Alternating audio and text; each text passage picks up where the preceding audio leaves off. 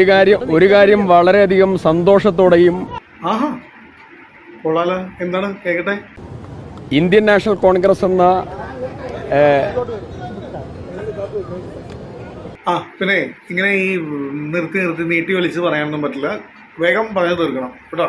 Okay, ഒരു കാര്യം വളരെയധികം സന്തോഷത്തോടെയും അഭിമാനത്തോടെയും പങ്കുവെക്കാൻ ആഗ്രഹിക്കുന്നു. എന്താണ് കേൾക്കട്ടെ. ഈ പ്രോസസ് ഇതുപോലെ ഒരു പവിത്രമായ ജനാധിപത്യത്തിൻ്റെ ഒരു ആഭ്യന്തര പ്രക്രിയ നടത്താൻ ഇന്ത്യൻ നാഷണൽ കോൺഗ്രസിനല്ലാതെ മറ്റൊരു രാഷ്ട്രീയ പ്രസ്ഥാനത്തിനും സാധിക്കില്ല. ഈ പ്രോസസ് എന്ന് പറഞ്ഞാൽ ഇങ്ങനെ ഈ ബഹളം തല്ലുകൊടുത്തും കുതികാൽവെട്ടും എൻ്റെ കൂടെ 50 പേരുണ്ട്, മറ്റയാളുടെ കൂടെ 30 പേരുള്ളൂ, ഇയാളുടെ കൂടെ ആരുമില്ല എന്ന് പറയുന്ന പ്രോസസ്സാണ്. കുഴപ്പമില്ല, പറഞ്ഞു കേൾക്കട്ടെ. കോൺഗ്രസിനൊരു വലിയ ട്രഡീഷൻ ഉണ്ട്. അത് മെയ്വഴക്കത്തോടു കൂടി എല്ലാവരെയും സമന്വയിപ്പിച്ചുകൊണ്ട് അഭിപ്രായങ്ങൾ ആരാഞ്ഞ് നടത്താനുള്ളതായിരിക്കുന്ന കെൽപ്പും സ്ട്രെങ്ത്തും ഇന്ത്യൻ നാഷണൽ കോൺഗ്രസിനുണ്ട്. അതിൻ്റെ മനോഹരമായിട്ടുള്ള മുഖമാണ് ഇന്ന് നടന്നിട്ടുള്ളത്.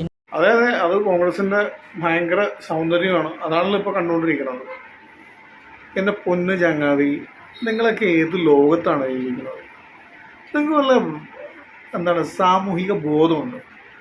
കാരണം വേറെ ഏതെങ്കിലും ഒരു പാർട്ടിയിൽ ഇങ്ങനൊരു പ്രശ്നമുണ്ട്. സാധാരണ അവർ ഓൾറെഡി മിക്കവാറും തീരുമാനം എടുത്തിട്ടുണ്ടാവും. മറ്റു പാർട്ടികളാണെങ്കിൽ നമ്മൾ ഇത്രയധികം സീറ്റിന്, അല്ലെങ്കിൽ നമ്മളാണ് ഭരിക്കുന്നതെങ്കിൽ നമ്മുടെ മുഖ്യമന്ത്രി ആരാകണം എന്നുള്ളൊരു തീരുമാനം ഏത് പാർട്ടിയും നേരത്തെ എടുത്തിട്ടുണ്ടാകും. ഈ ഒരു പാർട്ടിയിൽ ഇതിങ്ങനെ വരുള്ളൂ എന്ന് മറ്റു പാർട്ടിക്കാരും അത്യാവശ്യം ബോധമുള്ള ജനങ്ങളൊക്കെ പറഞ്ഞിരുന്നു. എന്നാലും ഒരു ഭരണം നമുക്ക് വല്ലാതെ സഹിക്കാതെ വരുമ്പോൾ അവരെ മാറ്റുക എന്നുള്ളതാണ് ലക്ഷ്യം. ഈ പറഞ്ഞ രീതിയിലുള്ള പെരുമാറ്റവും സംഭവങ്ങളൊക്കെ ആണെന്ന് ഹിസ്റ്ററി പരിശോധിച്ച് കഴിഞ്ഞാൽ അറിയാം. പക്ഷെ ഒരു മാറ്റം ഉണ്ടായിട്ടുണ്ടെന്നൊരു തോന്നൽ വരാൻ കാരണം അതിൻ്റെ തലപ്പത്ത് മുമ്പുണ്ടായിരുന്ന ആൾക്കാരല്ല, കുറച്ച് കാര്യവിവരമുള്ളവരാണ് എന്ന് തോന്നിയപ്പോഴാണ് എന്ന ഒരു പരീക്ഷണത്തിന് പിന്നെയും ജനങ്ങൾ തയ്യാറായത്.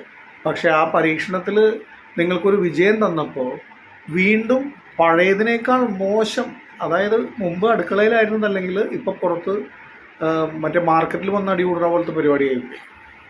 ഇതൊക്കെ നേരത്തെ തീരുമാനിച്ച് വെക്കണ്ടേ ബായ്? നിങ്ങൾക്ക് പറഞ്ഞു കൊടുക്കാമല്ലോ ബോധമുണ്ടെങ്കിൽ. കുറേ തീരുമാനം നേരത്തെ എടുക്കാമായിരുന്നല്ലോ. നമ്മൾ ജയിക്കുകയാണെങ്കിൽ ഇന്നയാളായിരിക്കണം മുഖ്യമന്ത്രി എന്നുള്ളൊരു തീരുമാനം, ഒരു ഏകാഭിപ്രായം എടുത്തിട്ട് അത് നിങ്ങൾക്ക് പ്രഖ്യാപിച്ചാൽ പോരെ. അല്ലാണ്ട് ഇത് കഴിഞ്ഞതിന് ശേഷം കുറേ അവിടെ ഫ്ലെക്സ് വെക്കുക, ഇവരെ അവിടെ ഫ്ലെക്സ് വെക്കുക. എന്തൊരു ബോറാണ് പരിപാടി. എന്തെങ്കിലും ആകുമോ ഇത്? ഒരു കാര്യം അല്ല, അത് പിന്നെയും പറഞ്ഞിട്ട് കാര്യമില്ല. ജനങ്ങളുടെ ആഗ്രഹം അനുസരിച്ചിട്ടുള്ളൊരു മുഖ്യമന്ത്രി അല്ല എങ്കിൽ ഇവിടെ അയാളെ തോൽപ്പിക്കും എന്നുള്ള കാര്യത്തിൽ യാതൊരു സംശയവും വേണ്ട.